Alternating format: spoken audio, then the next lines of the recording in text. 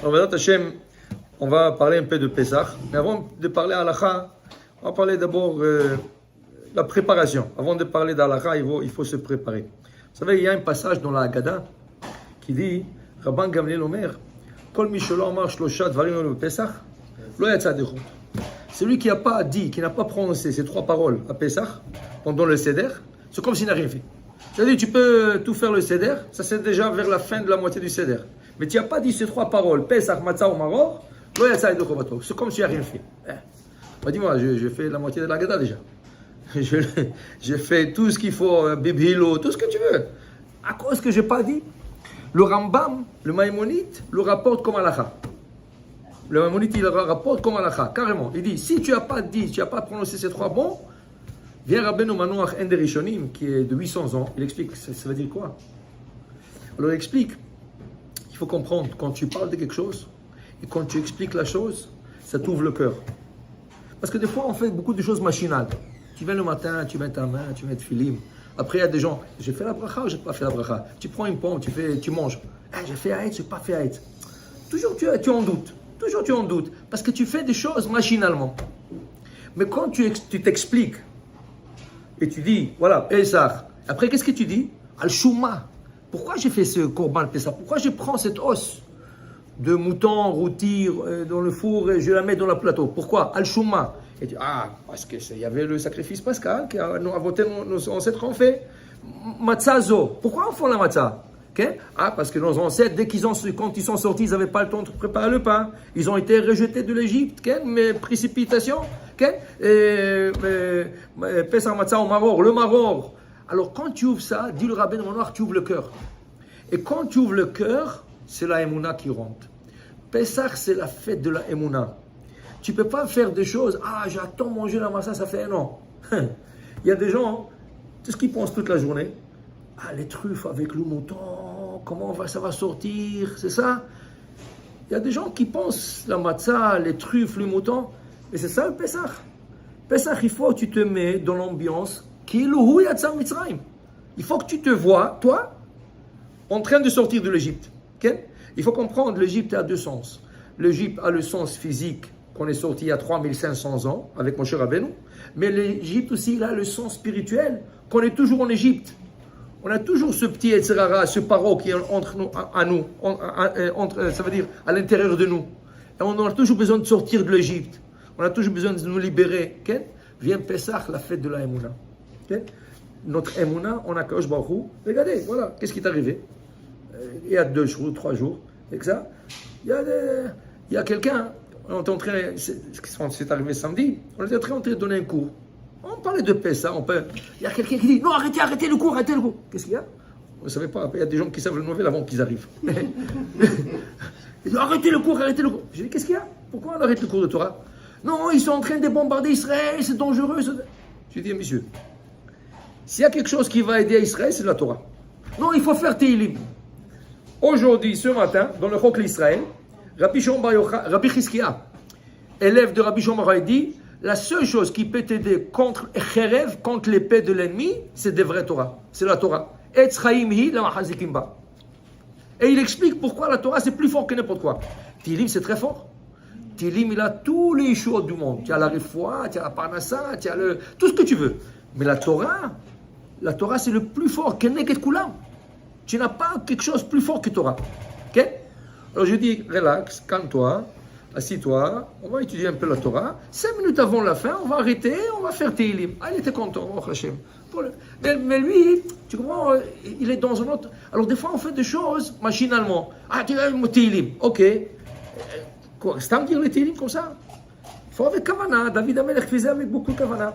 Alors dit Rabbeinu Manoach, quand tu parles d'une chose, il faut que tu comprends, tu ouvres le cœur. Et quand ton cœur est ouvert et tu comprends, voilà, moi aussi j'étais en Égypte. Je ne sais pas comment je m'appelais. Comment je m'appelais? Haïm, Yaakov, Shmuel. Je m'appelle comment je me. Mais ce n'est pas important. Il faut que tu sens qu'il Yatsa Mitzrayim. Tu viens de sortir maintenant de l'Égypte. Alors maintenant, on va parler d'un point. Il y a tellement de choses à Pessah, mais je veux parler d'un point. Okay? Je crois que c'est le plus important point de Pessah. Alors, je vous explique. Il y a à Londres, il y a un grand Dayan. Il s'appelle le Rav Donner. C'est un Dayan, c'est un des grands Dayanim, vraiment. Il est calé dans la Torah, dans tout ce que tu veux. Un jour, j'étais dans un... Il donnait un cours. Et il a expliqué.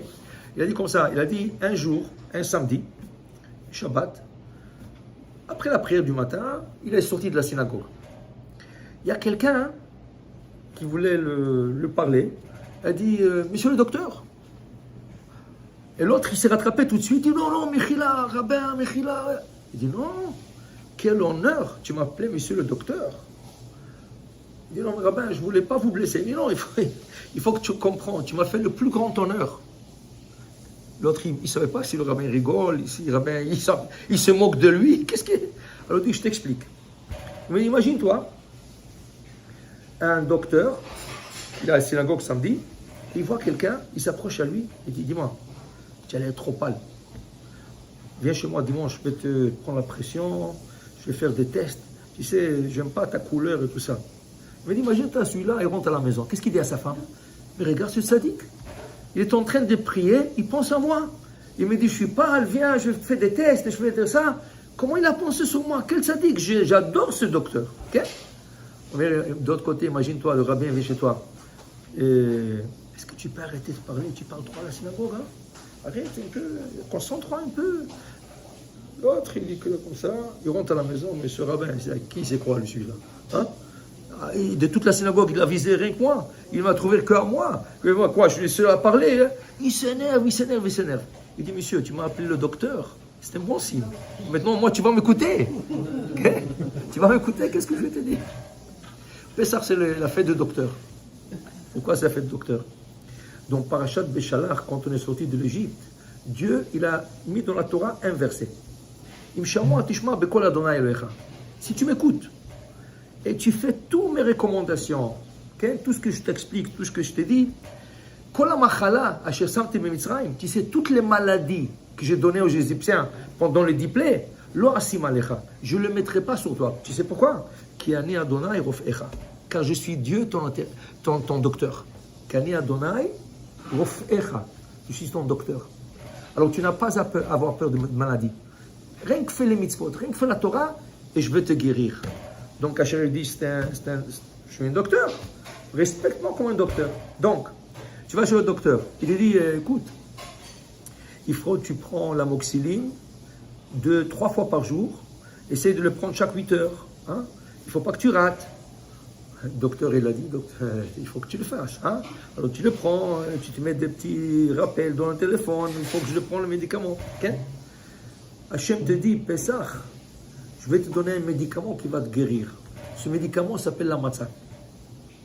Ça s'appelle Na'ama de Asvata, dit Rabbi Shimon Bar Yochai. Na'ama, c'est le pain de la guérison. Toute la maladie spirituelle que tu as en toi, je vais te la guérir avec une matzah. C'est pour ça que je te dis de manger la matzah, Pessah. 8 jours, 7 jours, 8 jours, tu vas manger la matzah, tu vas guérir spirituellement. Mais il faut que tu la manges comme je te recommande.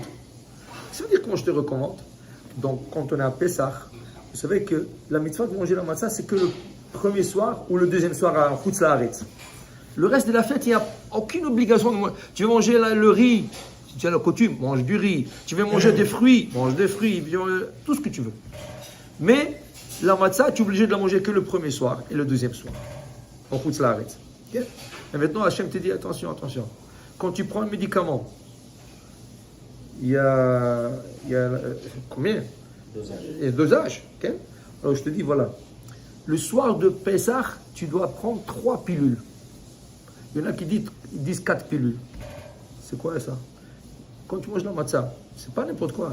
Il y a une quantité de matzah qu'il faut manger. Les gens, ils adorent la matzah, ils attendent pour la matzah. Peut-être qu'ils mangent la première pilule de matzah, la première quantité de matzah. Ah, je ne peux plus, hein. Alors, quand tu lui donnes tu lui donnes la deuxième quantité, vraiment. Après, tu lui donnes le sandwich d'Hillel. Ah, je ne peux plus. Hein. Il arrive à Tsafoun, il arrive à Fikoman. Il dit, est-ce que je peux faire déjà Kriyat Shema à la Mita? Je suis fatigué. Le seder de Pessah, il est tout basé sur des quantités. D'où ça vient ça? D'où ça vient toutes ces quantités? La Gemara dans le Soka dit, toutes les quantités qu'on a dans la Torah, pourquoi quand tu fais motzi et tu veux faire Birkat Hamazon, il faut minimum 27 grammes, 30 grammes. D'où ça vient? Halakha le Moshe Messinaï. Moshe Rabbeinu, quand il était sur le Sinaï, Dieu lui a donné des halakhot, qui lui a dit, je ne veux pas que tu l'écris, je veux que tu le transmets oralement au peuple d'Israël. Je vous donne un exemple. Les téphilim carrés. Okay? Les téphilim qui sont carrés. Est-ce que jamais quelqu'un a eu l'idée de faire des téphilim ronds? Est-ce que jamais quelqu'un a eu l'idée de faire un téphilim blanc? Non. Pourquoi les lanières sont noires? Tout ça, c'est halakha le Moshe Messinaï, la grandeur, le boîtier carré, la lanière noire. Tout ça, c'est halakha le Moshe Messinaï. C'est pas écrit nulle part dans la Torah, mais c'est emmené directement du Sinaï. Okay? Et comme ça, il y a des autres halakhot. Une partie de ces halakhot, c'est les quantités pendant toute l'année. Tu manges. Okay? Combien il faut que tu manges pour faire Birkat Hamazon? 27 grammes. Okay? Je vous donne un exemple. Quand je dis aux gens, ils disent « Quoi? On n'a jamais entendu de ça. » Quand tu te laves les mains pour le pain, il y a des quantités. Tu veux manger, tu vois une trina, tu vois hummus. Tu dis « Il a l'air bon ce hummus. J'ai envie de goûter. Je ne vais pas mettre le doigt, c'est pas des rérettes. Mais il y a une pita ici, je vais mettre la pita, je vais prendre. Qu'est-ce que tu fais? Un moti. Il n'y a pas de netilat yadayim. Pourquoi? Pour faire netilat yadayim, il te faut minimum 30 grammes, qui est un quart de pita, de près. Un peu plus qu'un quart de pita. Okay? Une pita, c'est 100 grammes. Alors un peu plus que... Ça, c'est pour faire netilat yadayim. Tu veux manger un quart de pita, tu peux la manger sans netilat yadayim. Rien que faire un moti. Ça ne change pas la bracha à maisonnot. Moti, il y a fait. Mais une seconde, quand tu vas manger un peu plus que 30 grammes, tu vas me dire la moitié. Okay? Là, tu vas faire netilat sans bracha. Tu te laves, mais il n'y a pas de bracha netilat yadayim. Pourquoi? Tu n'as pas mangé kabetza. Kabetza, c'est la mesure des 9. 54 grammes. Donc, tu fais netilat, tu ne fais pas bracha. Mais tu fais un moti. Tu fais Birkat Hamazon. Quand tu manges plus que 54 grammes, okay, qui est un peu plus qu'une moitié de pita, là, tu fais netilat avec bracha, netilat yadayim. Tu fais un moti, tu fais Birkat Hamazon. Et le Birkat Hamazon est d'oraïta. Alors, tu vois, il y a des règles. Tout ça, c'est des petites choses. Tout ça, c'est des médicaments que Dieu est en train de nous donner. Kola machala, tu ne veux pas être malade, voilà, je te donne le médicament que tu as besoin. Okay? Voilà, prends ça. Je vais vous dire une histoire. Juste avant de venir, j'ai ouvert comme ça un livre, j'ai vu une histoire extraordinaire. Il y a à peu près 30 ans, il y a une grande yeshiva à Bnei Brak qui s'appelle Ponovitch. Ponovitch, c'est une grande yeshiva. Il y a plus que 500, 1000 élèves, il y a plus que 1000 élèves. Ils avaient là-bas un couple romain. Ils sont de la Roumanie. Il y a un couple qui cuisinait pour la yeshiva gratuitement. Il disait que la yeshiva, c'est notre vie. Juif? Juif. Ouais, cuisiner pour les élèves de la yeshiva, c'est... Alors, chaque jour, le mari et la femme venaient le matin, préparaient tout ça. Les élèves mangeaient, ils avaient un plaisir. Un certain temps, après quelques années, le couple a disparu. Pour quelques mois. Après, ils sont revenus. Okay? Alors, ils avaient dit, où vous êtes partis?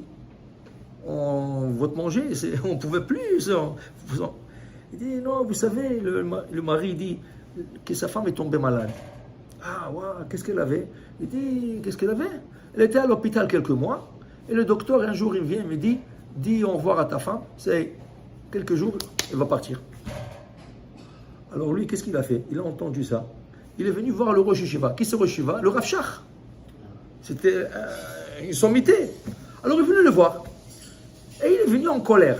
Rabbeinu, je ne comprends pas. Moi, je me donne ma vie. Moi et ma femme, on se donne la vie ici pour nourrir les élèves, pour faire tout gratuitement. Et c'est ça la punition que Dieu me dit qu'il faut que la femme parte. Le rabbin, il baisse la tête comme ça. Il pense. L'autre, il pensait que le rabbin s'est endormi. Alors il s'est levé, il voulait partir. Dès qu'il se lève, il dit, où tu vas? Assis-toi une seconde. Il dit quoi? Il dit, et si ta femme guérit, vous allez revenir? Il dit, bien sûr. C'est notre maison ici. Ok. Alors il dit, mais ta femme va guérir. Il dit, mais moi, comment? Le docteur, il m'a dit qu'elle a quelques jours. Il dit, non. Il dit, va à Kupat Cholim. Et le premier docteur que tu vois, dis-lui que ta femme est malade, qui te donne un médicament. Il dit, comment? Il dit, tu n'as pas besoin d'un médicament spécial. Dis-lui qu'il te donne un médicament. Il a fait. lui a donné, je sais pas, un antibiotique, quelque chose comme ça. Il a donné à sa femme, elle a guéri. Peut-être Hakamol, je ne sais pas qu'est-ce qu'il lui a donné. Elle a guéri. Qui a donné à refaire. Le tzaddik, il a dit, il va guérir. C'est fini. Tu n'as pas à te casser la tête. Okay? Dieu, il dit, mange le matzah, ça va te guérir. Mange le maror. Mange le sandwich d'Hillel. Okay? Depuis comment on mange le sandwich? Dans le judaïsme, le sandwich, c'est quelque chose d'américain. Il y a quelqu'un qui voulait faire des choses rapides. Là, il a fait un sandwich. C'est devenu toutes sortes de sandwichs. Dans la Torah, ça ne s'appelle même pas un sandwich dans la Haggadah. Comment ça s'appelle? Korer. Korer, ça veut dire mettre deux choses ensemble, un dans l'autre. Ça ne s'appelle pas un sandwich. Okay? Mais d'ailleurs, comme ça, quand tu parles aux gens, qu'est-ce qu'ils disent? Ah, le sandwich d'Hillel. Le sandwich d'Hillel. Ce n'est pas le sandwich d'Hillel, c'est le Korer. Et on va expliquer bientôt le sens de ce sandwich. Le sandwich tunisien, c'est pas de raïta, non? Tunisien, rien que s'il y a un peu de la harissa. Top. Alors pour vous dire, Béhémet, Pessah, c'est une fête que tout ce qu'on fait, c'est par mesure et par le temps. Il y a un temps quand on doit faire ça, il y a une mesure. Par exemple, tu ne veux pas commencer le seder le vendredi soir, tu vas à la synagogue. Et dis-moi, les enfants, ils vont dormir, et ma femme, elle est fatiguée. Alors tu vas prier Minyan Mukdam, tôt, ok? Tu sors dehors, il fait encore jour. Pas grave, tu peux accepter le Shabbat avant. La fête de Pessah, tu ne peux pas l'accepter avant. Tu es obligé d'attendre la sortie des étoiles. Bon, l'heure le plus tôt, mais tu es obligé d'attendre la sortie. Alors ça veut dire qu'on est lié par le temps. Okay? Quand on fait la Haggadah, on est lié par le temps. Il faut la finir avant 1h du matin, avant Chatzot. Okay? Parce qu'il y a une opinion dans la Gemara qu'après Chatzot, c'est plus valable. La ficomane. La ficomane qui est le dernier morceau de matzah, ce n'est plus valable. Alors, il y en a qui disent oui, non, rien. Alors on te dit, recommandation, essaie de suriner avant 1h, avant Chatzot. Okay? Ça veut dire que tu es lié par le temps, le début et la fin. Okay? Et après, on te dit, il y a des quantités de matzah, il y a des quantités de maror, le sandwich, il a une quantité spéciale. Tout, il va par quantité. Tout par... Alors, les gens te disent, mais dis-moi, tu n'as rien à faire. Ouais, dis-moi de manger la matzah et c'est tout. Et la chanami. Mais n'oublie pas, si le docteur t'aurait donné ce dosage, tu aurais négligé? Non. Le docteur, il dit, tu écoutes. Dieu, il dit, moi, je suis ton docteur. Je suis ton docteur. C'est la fête de la guérison. C'est ça qui va te faire guérir, spirituellement et physiquement aussi. J'ai vu, l'année dernière, quelqu'un qui était un chassid Lubavitch. Il était jeune. Et sa mère, elle a eu des problèmes de genoux. Mais non, il n'a jamais dit au rabbi. Alors, une fois, il a passé devant le rabbi lui a dit, dis-moi, tu as acheté la matzah shmura pour ta mère? Il a dit, oui. Il dit, mais pour toute la fête? Il dit, non, pour le seder. Il dit, non, achète-lui pour toute la fête. Mais Rabbeinu, elle mange que pour le seder la matzah shmura. Le reste, elle mange la matzah normale. Il a dit, ça va être bien pour elle. La fête a terminé, toute la douleur de genou est partie. Il est retourné chez le rabbi. Il a dit, Rabbeinu, voilà, il dit, je sais. C'est la matzah de guérison, le Zohar. Il lui a dit, c'est le Zohar qui le dit. C'est pas moi qui t'a dit. Je ne t'ai pas dit chidouche. C'est le chidouche du Zohar. Naama de asvata, le pain de guérison. Mais il faut que tu le crois. Si tu ne le crois pas, alors regarde, il y a deux approches. Il y a l'approche que les gens ils disent, oh, chaque année c'est $10 de plus. Dis-moi, s'ils vont te dire d'acheter l'antibiotique à $1000, tu sais que tu vas guérir, tu vas l'acheter. Tu ne te poses pas de questions. Mais tu sais, c'est quoi le problème? Quand tu dis ça, il y a quelqu'un qui te surveille. C'est qui? C'est tes enfants. Tes enfants, quand ils disent, papa, il a dit c'est cher, c'est fini. Quand eux, ils vont grandir, on ne va pas faire la même erreur que papa. Ils ne vont même pas manger la matzah shmura. Tu comprends? Il ne faut jamais que tu te plains. Pense à un docteur, il te dit ça, tu cours, tu achètes. Ça énerve. La vérité, ça énerve. Mais, tu sais quoi? Akadosh Baruch Hu, c'est lui qui est en charge de la parnassa. On écoute Hachem. Si Hachem te dit, maintenant eux ils abusent, mais Hachem il a beaucoup de tuyaux pour nous donner, pour combler ces abus économiques. Alors pour te dire, il faut que tu le fasses besimcha, il faut que tu le fasses en écoutant Hachem, lettre par lettre, tout ce qu'il dit, tout ce qu'il recommande. Alors on va ce soir vraiment sur le bout de la fourchette, comme ils disent. On va rien que donner des petits exemples. Par exemple, pour la matzah. Combien de matzah il faut manger? Combien de matzah? Alors, entre 3 et 4 quantités. On va expliquer les quantités sont quoi. Alors encore, une quantité c'est kazaït, une olive, mais pas l'olive d'aujourd'hui. Même la kalamata n'arrive pas à la taille de l'olive que Chachamim ils avaient. L'olive, elle faisait 27 grammes. Une olive faisait 27 grammes d'aujourd'hui. Ok? Ça. Comment on évalue 27 grammes sur une matzah? Voilà, on explique. Chazak, on va vous expliquer. On va vous expliquer. Merci. Alors, on va expliquer sur la matzah qu'on évalue. Alors, regardez, c'est très simple. Mathématiques. Si vous étiez bon en mathématiques en classe, grade 5, grade 6, grade 7, vous allez comprendre tout de suite. Si on prend une boîte de matzah, combien elle pèse? Une livre. Une livre, c'est 454 grammes. Là où tu les prends sur livre, 454 grammes. Combien de matzot il y a dans un paquet? Ça dépend. Si c'est de bons matzot, 9. Si c'est de moins bons matzot, ça veut dire trop épaisse, 7. Si c'est des moyens, 8. Le boîte de matzah, ça varie entre 7 et 9, dépendamment de la grosseur de la matzah. Quand elle est grosse, elle est épaisse, alors ils vont y avoir que 7 pour donner une livre. Ouais. Quand elles sont fins, ça va donner 9. Alors c'est très facile. Tu ouvres une boîte de matzah, tu comptes combien de matzot j'ai. Alors on va prendre le 8. Ok? Tu fais 454 divisé par 8. Combien? À peu près 50 grammes. 56, il a fait. On va dire 50. On va l'arrondir à 50. On va dire qu'on pourra prendre les épaisses. 50 grammes. Okay? Alors, une demi-matzah. La moitié d'une matzah, c'est kazaït. Okay? Alors, tu as deux moitiés. Dans une matzah grosse, une grande matzah ronde, yad, avodat yad. Mais non, il y en a qui c'est difficile pour eux de manger la matzah faite à main. Alors, ils vont prendre matzah shmura faite machine. Ok? Combien elle pèse cette matzah? 33 grammes. Encore, hein? La carré. Comment? Encore. Une livre, un paquet d'une livre, divisé par 15. 15 matzot par paquet. Tout le matzot machine, c'est 15. Alors ça va te donner 33 grammes. 33 grammes, ça veut dire presque une matzah entière pour une kazaït. Ok. Ça, c'est l'opinion du Shulchan Aruch. Vient le Maïmonide. Et il dit que lui, il a pesé qu'une matzah, une olive, ne fait pas 27 grammes. Une olive fait 18 grammes. C'est moins, beaucoup moins. Okay? C'est l'opinion de qui, 28 grammes? Maïmonide. Non, 28 grammes. Ah, 28 grammes, je crois. Peut-être que okay. N'était pas dans le même pays, c'est pour ça. Peut-être la mesure. Ça dépend comment tu mesures. Okay? Alors, qu'est-ce qu'on fait? Dis le Mishnah Brura, écoute. Quand il s'agit des mitzvahs thoraïques, on essaiera de prendre l'opinion la plus stricte. Quand il s'agit des mitzvahs rabbiniques, on prendra l'opinion la plus souple. On explique. La matzah au début de Seder, c'est thoraïque. Ba'erev tuchlu matzot. Ça veut dire que la première proportion de matzah, quand on fait un netilat yadayim et on fait un motzi, on s'assoit à table, manger la matzah pour la première fois, ça c'est Torah. On essaiera de prendre 30 grammes. Okay? Le sandwich qui suit après, le sandwich d'Hillel, est rabbinique. Donc tu pourras te satisfaire avec 18 grammes. Le tsafoun, qui est la ficomane, c'est rabbinique. Tu pourras t'acquitter avec 18 grammes. Maintenant, si quelqu'un dit, non, j'ai l'appétit, bon, Hachem, je peux prendre. Prends tout à 27 grammes, c'est ta voix à bracha.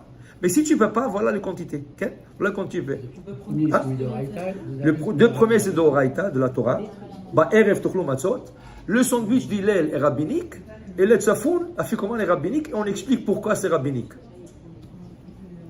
Selon la Torah, ça veut dire, en Égypte, comment on a fait le Seder? Comment c'était le Seder en Égypte? On n'a pas fait le Seder en Égypte, non? Bien sûr qu'il y avait. C'est le Seder le soir. On a fait le Seder avant la sortie, le soir.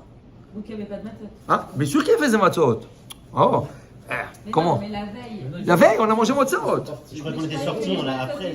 Non, la Torah, qu'est-ce qu'elle dit? La Torah dit, vous allez faire l'agneau, vous allez manger cet agneau, al matzot umrorim tochelu. Vous allez manger la matzah et vous allez manger l'agneau accompagné par la matzah et les herbes amères. Mais je crois que la matzah, elle était plate parce qu'ils n'avaient pas eu le temps de le faire. Ça, c'est le lendemain. Ok, alors et donc c'était pas une Mais la veille, ils l'ont c'est une fait. matzah qui avait eu le temps de gonfler. Non, mais la veille, ils l'ont fait. La veille, ils l'ont Mais fait. pourquoi ils l'ont fait plate la veille? Parce que la veille, c'était une recommandation. Le lendemain, quand ils voulaient faire du pain pour la route, ils ont dit on ne va pas faire des crackers pour la route, on va faire du pain. Ok. Alors, et les Égyptiens ne l'auront pas laissé. Alors là, c'est à cause de ça qu'on fait la matière. Mais on va expliquer. Comment on mange le Korban Pessah? Comment on fait le Seder quand il y avait le temple? C'est pas comme nous. Le Seder se faisait avec une agada, ok? Et on prenait de la viande, qui est Korban Chagiga, un sacrifice qui s'appelle Chagiga. On mangeait ça, tu te remplissais avec le Korban, avec ce sacrifice, et tu te laissais un petit bout de vide dans l'estomac pour pouvoir manger 30 grammes d'agneau, avec 30 grammes de matzah, accompagné avec l'herbe amère. Ça, c'était le dessert. Ça s'appelait la ficomane. Donc, l'agneau avec la matzah, c'était le dessert. C'était pas au début du repas comme nous. C'est pas du tout ça. Alors, il fallait se remplir avec deux autres choses pour pouvoir laisser une petite place pour le dessert qui est la ficomane. Alors, on explique qu'est-ce qui est arrivé. Quand le Beth Amikdash Kayam, alors voilà, on faisait le seder. On venait, on disait la Haggadah, un peu d'Hallel, on mangeait le Korban Chagiga, on laissait un peu de place, on faisait le Afikoman, qui est la matzah avec l'agneau, et c'est fini. Chassal Sido Pesach, très bien. Le Beth Amikdash, malheureusement, a été détruit 2 fois. Après la destruction du premier temple, est venu Hillel Azaken. Hillel Azaken, il a dit, mais attends, quand il y avait le temple, comment manger l'agneau? Avec la matzah, avec le... Maintenant, après la destruction du temple, on n'avait pas le droit de faire l'agneau. Parce que c'est un sacrifice en dehors du temple. Alors, comment les gens mangeaient? Vient il dit, moi je fais un sandwich comme avant. Je prends la matzah, je mets la laitue romaine, je mets une autre matzah par-dessus, un peu de recette, et je mange ça. Zecher l'Amikdash, en souvenir de Beth Amikdash, Shaya Kayam, quand il était existant, comment manger? Je ne peux pas mettre un morceau d'agneau, mais quand le Beth Amikdash va se reconstruire, je mettrai aussi un agneau avec. Il a fait. Viens, Chachamim, ils disent non, tu ne vas pas faire ça. Tu n'as pas le droit de le faire. Tu sais pourquoi? La matzah, manger la matzah est d'ordre toraïque. La matzah est toraïque. Ba'erev tukol matzot. Le maror, la laitue romaine, est d'ordre rabbinique. Pourquoi elle est rabbinique? Parce que la Torah dit Al matzot ou merorim tochluhu. Vous allez manger l'agneau avec de la matzah et avec l'herbe amère. Donc l'herbe amère, c'est un accessoire, c'est pas une mitzvah. Il vient pour accompagner l'agneau. Mais lui-même, c'est pas une mitzvah. Donc nous, on le mange en souvenir. Souvenir, c'est un rabbinique. Vient Rabbanan, ils disent, attends une seconde. La matzah aujourd'hui, de notre temps, elle est toraïque ou rabbinique? Toraïque. Si je mets le maror, si je mets la laitue romaine, c'est rabbinique. Quand je mâche le deux, le goût de maror, il me casse le goût, il enlève le goût de la matzah. Et la matzah est toraïque, et le maror est rabbinique. Alors il empêche, il camoufle sur le goût de la matzah. Donc Rabbanan dit ce qu'il dit, non, tu veux faire comme auteur du temple, tu veux pas. Mais tu sais qu'est-ce que tu vas faire? Tu vas manger la matzah seule, et le maror seul, et c'est tout. La Gemara dit, on n'est jamais arrivé à la conclusion qui avait raison. Est-ce que c'est le Rabbanan, le Chachamim, ou Hillel? Donc, dans le Seder, on va faire les deux opinions. On fait le début de la Haggadah, jusqu'à la moitié de la Haggadah. On se lave les mains. Qu'est-ce qu'on mange? La matzah seule. Qu'est-ce qui vient après matzah? Alors, comment le Seder? Kadesh, on fait le Kiddush. Urchatz, on se lave les mains, 1, 2, 3, 1, 2, 3, sans faire la bracha. On prend la céleri, et un morceau de céleri, on la trempe dans l'eau salée, on mange. Il y a fait. Boré pris à Adama. Exact. Après, Kadesh Uchatz, Karpas, Yachatz. On prend la matzah au milieu, on la casse en deux. Et Yachatz, Magid, on récite la Haggadah. Après la Magid, on arrive à la moitié de la Haggadah, Bochata Hashem Gaal Israël. On se lave les mains encore, mais avec bracha cette fois. 1, 2, 3, 1, 2, 3, Asher Kedesham Sotav Etzvano Al Netilat Yadayim. On est à table et on commence à prendre le matzot. Chacun il a une matzah déjà à table. Il faut préparer les matzot avant d'arriver à table. C'est-à-dire, il ne faut pas qu'après tu te laves les mains, tu commences à distribuer, ou le gens t'attend que tu distribues. Avant d'aller se laver les mains, déjà il faut que quelqu'un passe pose une matzah sur chaque assiette. Une matzah entière sur chaque assiette. Ah, il m'a ça entier. Et oui, avant, les gens ils vont décider, prendre 18 grammes, ou- on va voir. On va faire des ziplocs Ah. avec le Tu casaï. peux faire, Bah ouais, c'est vrai. tu peux faire, mais il ne faut pas que ce soit coupé. Tu peux. Ah, il faut pas que ça soit coupé. Si tu vais dans les salles, tu peux les peser et savoir exactement combien. Oui, mais tu peux plus ou moins, tu n'as pas besoin de casser le c'est plus beau d'avoir une matzah entière. Et voilà, tu as les mesures. Une matzah carrée, c'est 33 grammes. Une matzah ronde, 50 grammes. Donc tu sais plus ou moins. Je prends la moitié ou je prends le tout. Tu n'as pas besoin de casser. Tu vas manger 1 gramme de plus, c'est pas la fin du monde. Ok? Pour le moti, il fait un kazaït. Un kazaï, deux. On va expliquer. On va expliquer. Ok? Alors regardez, tu fais moti, matzah. Il y a deux brachot. Asher, Baruch ata Hashem cholam hamotzi lechem min haaretz, première bracha. Deuxième bracha, Baruch ata Hashem, asher kedusha mitzvah tzivanu ala achilat matzah. Donc normalement, il faut manger deux kazaït. Dit le Mishnah Brura, comme c'est difficile pour beaucoup de gens de manger deux, au moins celui qui a fait le deux brachot qui mange deux kazaït. Et le reste mange un kazaït. Hein? Il dit pas. Alors il dit il faut manger kazaït. Mais le Mishnah Brura il dit kazaït ça veut dire, il voulait dire kazaït pour le deux. Pour le deux brachot. Mais après il dit que c'est un peu difficile. Alors donc, tu manges un kazaït, tout le monde mange un kazaït. Celui qui peut manger deux, t'avoir la bracha. Et c'est le Baal Habayit qui a fait le deux brachot, qui essaie de manger deux. Maintenant regardez, motzi matzah, qu'est-ce qu'on mange après la matzah? Maror, la laitue romaine. Pourquoi la laitue romaine? La Gemara dit donc en 5 herbes, tu peux manger les endives. Les endives aussi c'est des herbes amères. Okay? Et il y en a qui mangent le persil, c'est amer. Persil, les Ashkenazes mangent le persil, c'est amer. Il y a plein de horseradish. Il y a 5 choix dans le herbe amère. C'est pas écrit quelle herbe. Merori, maror. La salade, c'est la moins mère. Il y a fait. La Gemara dit, mais la salade, c'est le premier choix du Gemara, mais c'est la plus douce. Ouais. Dit la Gemara, non. Essaye de prendre la salade et la mâcher. Mâche-la, mâche-la, mâche-la. Qu'est-ce que tu vas voir? Ça devient plus et plus amer. Comment a commencé la servitude en Égypte? Avec Perach, avec une bouche douce. Venez, soyez social, aidez-nous.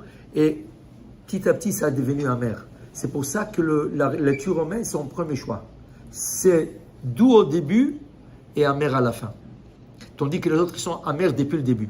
Alors si j'ai le choix, la laitue romaine. Souvent, la laitue romaine contient beaucoup de petits bébites. Alors, il faut où tu achètes celle d'Israël, où tu achètes, où tu prends et tu coupes le feuille vert de côté et tu laisses rien que la tige blanche au milieu. Enlever la tige. Non, la tige, tu la gardes. C'est là où il y a les verres, là, généralement. Non, la tige, elle est blanche. Alors, tu peux voir tout de suite, c'est des verts. Les autres, le vert, sont verts, de couleur vert. Tu ne peux pas le voir sur la feuille. À moins que tu prends une table avec une lumière et tu peux la voir. Good luck. On retourne. Alors, qu'est-ce qu'on fait? Motzi matzah, maror. Ça, c'est comme l'opinion de qui? Le rabbanim, rabbin, chachamim. Qu'est-ce qu'ils ont dit? La matzah seule et le maror seul. Qu'est-ce qui vient tout de suite après le maror? Korech, le sandwich d'Hillel. Parce que maintenant, il y a une autre opinion dans la Gemara. Hillel a dit Korach vatachat, il faut les manger ensemble. Alors on va s'équiter de son opinion aussi. Pourquoi? Parce que la Gemara n'a jamais tranché qui a raison. Alors vous voyez, la raison qu'on fait les deux, parce qu'on ne sait pas qui a raison. Est-ce que c'est le chachamim qu'il faut manger chacun individuellement? Est-ce qu'on ne fait pas une avéra en faisant les deux aussi? Hein? Est-ce qu'on ne fait pas une avéra? Non, on s'acquitte de deux opinions. Alors là, si le rabbin, ils ont raison, voilà, on l'a fait. S'il avait raison, on l'a fait. Alors on est couvert de tous les côtés. Tandis que si on fait une opinion, peut-être on ne s'est pas acquitté. Okay? Si tu fais comme Rabbanan et il avait raison, tu t'es pas acquitté. Si tu fais comme il est, tu as fait peut-être tu ne peux pas acquitter. On peut dire que c'est une khumra ou pas vraiment? Hein? Non, c'est pas un khumra. C'est le décret rabbinique comme ça qu'il faut le faire. C'est eux qui ont décidé. En faisant le seder, en instaurant le seder, le seder n'existait pas il y a 900 ans. Il y a 900 ans, ils ont instauré le seder. Avant, il n'y avait pas le seder comme nous le lisons. Il y a beaucoup de choses dans le seder. Ça veut dire tu vas trouver le Talmud. On dit ça, on dit ça. Il n'y avait pas un seder comme nous avons. Rashi, il y a 900 ans, c'est lui qui a donné l'ordre du seder. Kadesh, Shurchatz, Karpas, Yachatz. Rashi, c'est le premier qui a mis tout ça en ordre. Avant, Rashi n'avait pas d'ordre. Rashi a mis ça en ordre. Okay? Kadesh, Shurchatz, c'est Rashi. Et ils disent que c'est une grande ségoudage de le dire avant de commencer le Kiddush. Avant de commencer, Elle Moadé Adonai Mikra et Kodesh, il faut que tu dis Kadesh, Uchatz, Karpas, Yachatz, Magid, Rochza. Tu dis ça, c'est une grande ségoula. Pour. Hein? Si on dit Parnassa, tout le monde peut le dire. Personne n'a demandé, hein, que les femmes qu'on Yeah. demande. Voilà. Alors, c'est une grande ségoula de le dire. Okay? On fait ce qu'on nous dit. C'est ça. Aussi, vous savez, il y a une coutume marocaine. Je ne sais pas si tunisienne. Tunisienne aussi peut-être ils ont. On prend le plateau, on fait bébilou. Vous faites bébilou? Ouais, mais nous, on fait quelque chose d'autre. Nous, on fait Etmol. Avec le plateau sur la tête d'une personne. Bien fait. Alors, bibilou et etmol. Okay? Pourquoi on fait ça? C'est folklorique? C'est du folklore? Non. Dis le Rav Mazouz, ça emmène combien de Mazouz, c'est tunisien, c'est de chez vous là? Marseille. C'est Marseille? Marseille. Non, il ne pas de Marseille. C'est d'Israël. Avec Claude. Regardez, Ça me ramène la Mashiach de... combien d'items il y a sur le plateau? Combien d'items? Il y a 9. Il y a 9 items sur le plateau. Il y a l'os, il y a l'œuf, il y a 2 portions de laitue romaine qu'on appelle maror et chazeret. Il y a la charoset, il y a le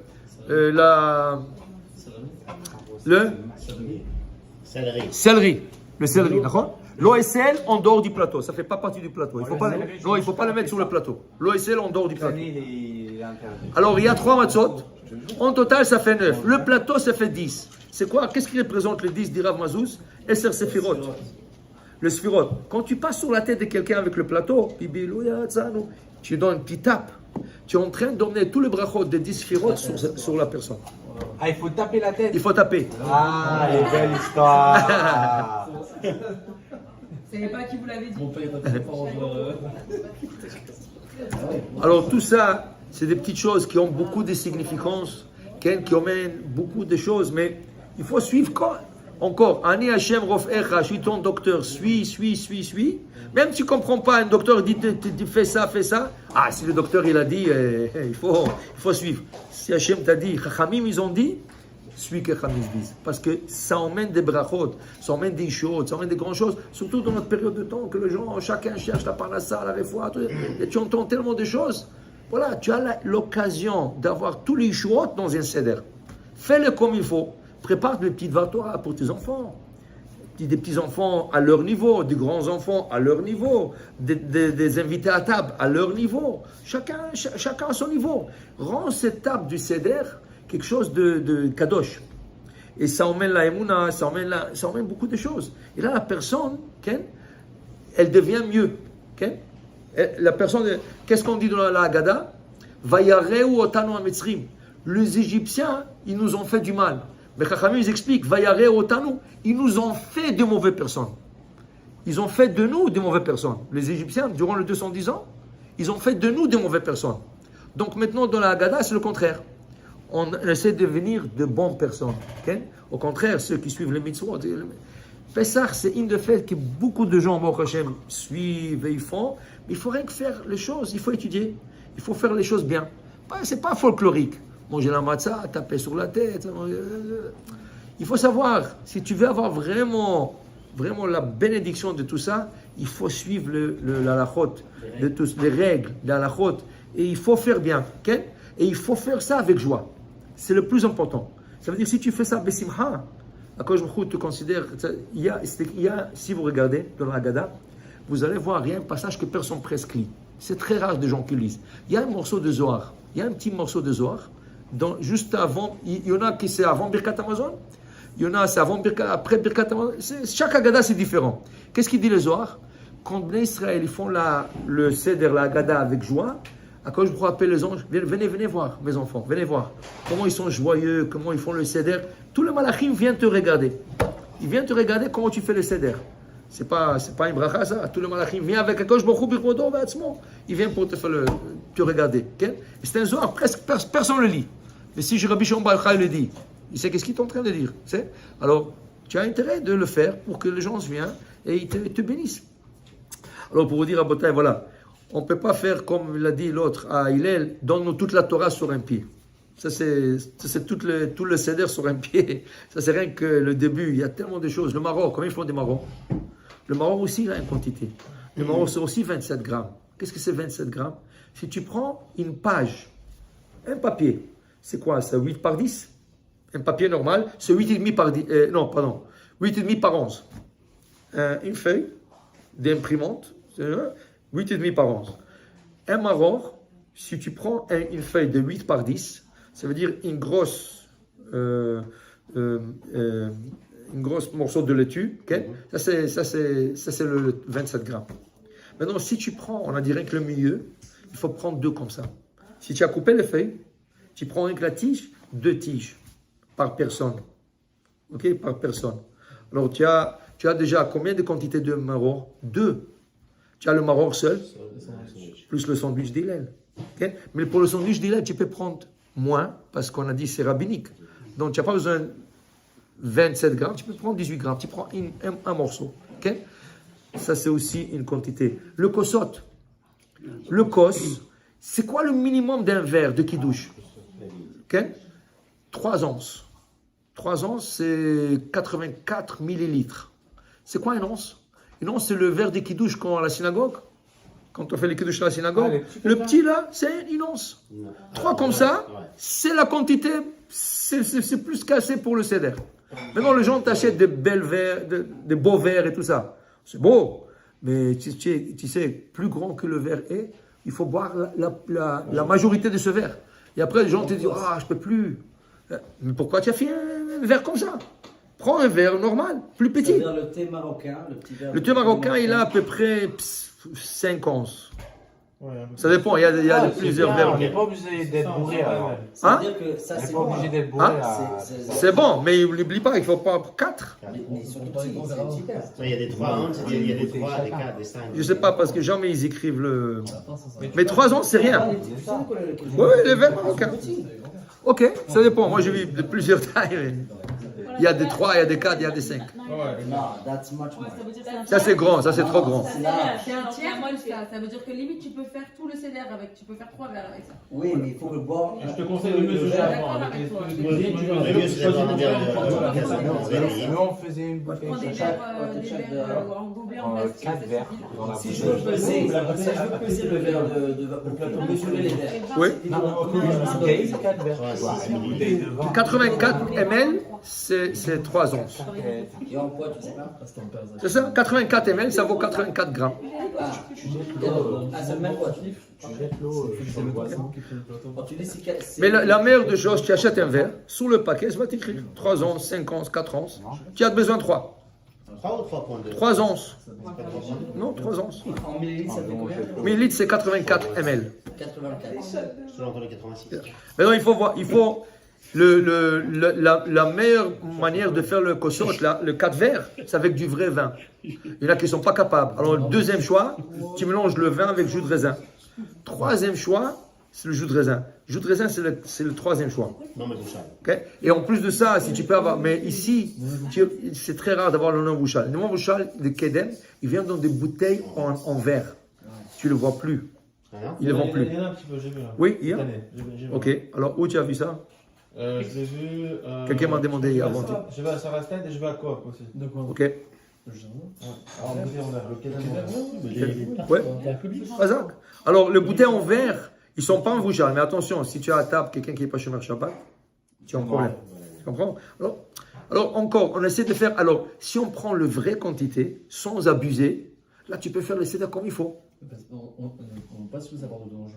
À Pessar, c'est ce moment où. Non, des gens qui sont non chômeurs Shabbat. Ah, Si tu as un juif non chômeur Shabbat, malheureusement, il touche le vin, il le rend nécessaire.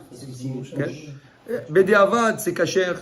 Bédiavad, c'est cachère, Si mais... ce jour-là, il est religieux, Comment religieux?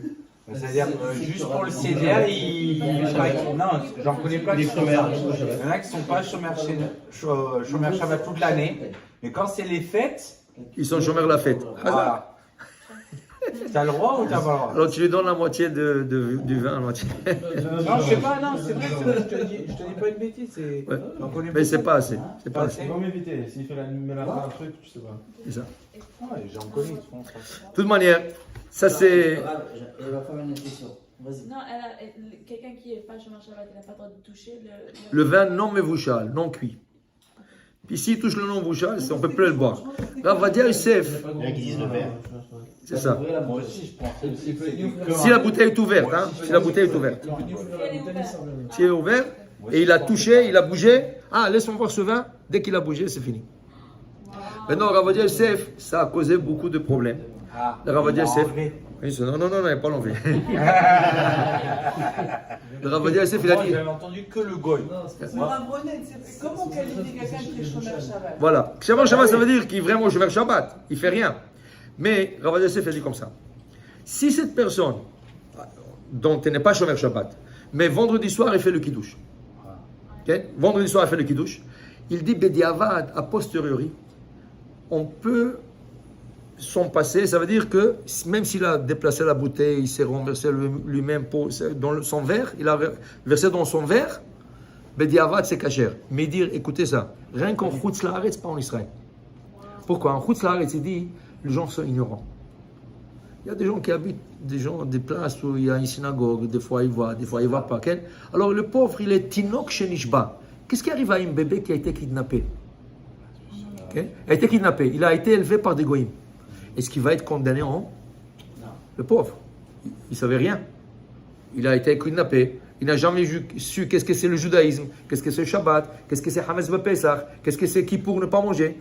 Ils ne vont pas le condamner dans le ciel parce qu'il dit, ces gens-là qui n'habitent pas à côté des synagogues, ils ne sont pas religieux, ils n'ont pas été éduqués dans une école juive, c'est comme Tinok Shenishba, un bébé qui a été kidnappé. Mais à condition que le vendredi, il a appris qu'il faut faire le kiddush.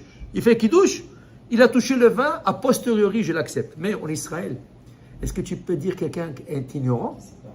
À chaque 2 pas, il y a un yeshiva. À chaque 3 pas, il y a une synagogue. Il y a des rabbins qui passent dans la rue. Tu peux dire, je ne connais pas, je ne sais pas, on ne m'a jamais dit, impossible. Alors en Israël, le Ravadia était très strict. Un juif qui ne chômait pas chômeur Shabbat, il a bougé une bouteille qui était ouverte, il dit, il y a une esser. Alors, a priori, pour éviter ces choses, tu vas dire, ah, tu sais, tu as bougé la bouteille, tu vas pas, pourquoi tu rentres? Tu vas rentrer. Achète le vouchal. Achète le vin vouchal, le vin cuit, et c'est tout, tu ne rentres pas dans ces problèmes. Okay? Alors pour dire, mais sache une chose, le Maïmonide, il dit en ordre de priori, il faut que le vin qu'on utilise le vendredi soir, le samedi midi, toutes les fêtes, le Pessah, le vin qui est propre, ça veut dire propice pour l'autel, dans Beth Amikdash, dans le temple. Vin mevouchal n'était pas caché pour le temple. Si tu as cuit le vin, dans le temps, tu pourras l'emmener. Les alibations de vin, c'est pas cachère. Le vin qui a du sucre, il n'est pas cachère pour les alibations de vin dans le Beth Amikdash. Okay? Alors, le vin qui est blanc, pas cachère. Alors, le Maïmonide, il dit chaque vendredi, chaque samedi, chaque fête, tu es obligé de prendre, il dit pour lui, il dit tu es obligé de prendre le même vin, le même type de vin qui a été cachère pour le temple. Nous, on essaye de suivre le Maïmonide, on essaye, mais encore, il y a des situations où tu ne veux pas. Tu invites quelqu'un, tu veux qu'il retourne Betchouva, tu veux lui parler du judaïsme, tu vas l'emmener d'un homme vouchal, il va toucher, c'est fini, tu vas le perdre. Mais vouchal, ça veut dire pasteurisé, il n'est pas vraiment cuit. C'est Non, mais je demandais le rosé, est-ce que c'était... Mieux toujours vin rouge. Pourquoi t'as touché la bouteille? Ouais. J'ai une question. Qui est qualifié d'une personne qui est chômeur Shabbat? On mange, on ne prend pas la voiture. C'est ça, pas de téléphone, pas de voiture, pas de lumière. Est-ce On qu'il y a fait un beau temps? rêve, on fait tout. Il y a fait. Même si tu es chômeur Shabbat, dit le Mishnah Broua, c'est difficile. Ah, c'est ça. Mais chômeur Shabbat, au moins tu essaies de chômeur Shabbat. Ça veut dire la base. Mais pas. Un temps pour que tu sois chômeur Shabbat pendant un certain temps? Non, vous n'avez pas vu qu'est-ce qui est arrivé le 7 octobre? Il y avait une femme avec ses 3 enfants. Il y avait trois mechablim en dehors de sa maison. Elle a dit à Hachem, si tu me sauves, maintenant, sur place, j'accepte Shabbat. Tout de suite, ils sont partis. Elle n'était pas chômeur Shabbat. Elle a dit, je vais commencer en commençant Shabbat, sur place, ils sont partis. Donc on considère que quelqu'un est chômeur Shabbat à partir du moment où il prend la décision. À partir qu'il a pris la décision, c'était chômeur Shabbat. Ok. Ah si, il a un téléphone dans la poche. Oui. Alors voilà, Hachem. Il faudra encore des autres cours, alors je vous invite de regarder sur le YouTube, j'ai un peu de cours, un peu plus en détail. Mais l'idée est, comme on a commencé, l'idée est de faire le simcha. L'idée est d'essayer de bien faire tout ce qu'on peut étudier, tout ce qu'on peut apprendre. Okay? Et l'idée est de comprendre qu'Ilou Mamash, on est en train de sortir d'Égypte. Pourquoi? Parce que notre génération, ça va être, Bezrat Hashem, selon toutes les prédictions, ça va être la génération qui va sortir de cet exil. Yetziat Mitzrayim, ça va être notre génération. C'est une question de temps. On ne sait pas, ça peut être c'est Pessah, mais sachez que la plus grande Géoula, la plus grande délivrance qu'Am Israël avait, c'était le jour de Pessah, à Jérusalem, quand il y avait un roi qui s'appelait Hiskiyahu. Il était entouré par 1 million de soldats, par un roi qui s'appelait Sancheriv. Sancheriv, quand il a vu Jérusalem, il a dit, oh, ça, je souffle sur Jérusalem et je vais l'effacer. Le soir, Hiskiyahu, il a dit à Hachem, écoute, je viens de faire le seder maintenant, je vais boire le 4 verres, j'ai mangé la matzah, je suis trop fatigué pour faire Télim, même pas Télim, je ne peux même pas lire les Télim maintenant. Et d'ailleurs, c'était son grand-père David. David, c'était son grand-père. Il a dit, je suis trop fatigué, Hachem, je vais m'aller me reposer, occupe-toi de mes ennemis, dors. Il est parti dormir. Le matin, il se lève, 1 million de soldats morts. Et lui, il aurait pu être le Mashiach. Oui. Ils ont dit, il aurait pu être s'il aurait dit merci à Hachem. Voilà, il n'a pas dit merci le lendemain. C'est ce qu'ils ont dit cette année. Parce que pour lui, c'était trop normal que Hachem il fasse la... Voilà, exact. Ouais, j'ai lu le truc. Voilà. D'accord, bah, C'est ce qu'ils ont dit aussi Motsei Shabbat. Comme ça, ils ont dit. Et c'est arrivé quand? Pessah. C'était le céder, il faisait le céder. Alors tu sais, si on va faire le céder comme il faut, et avant d'aller dormir, Hachem occupe-toi de nos ennemis. Crois-moi, tous les missiles qui vont jeter sur eux, ils vont retourner sur eux. Les Gavar Israël. Bezrat Hachem, que la Yeshua vienne cette année.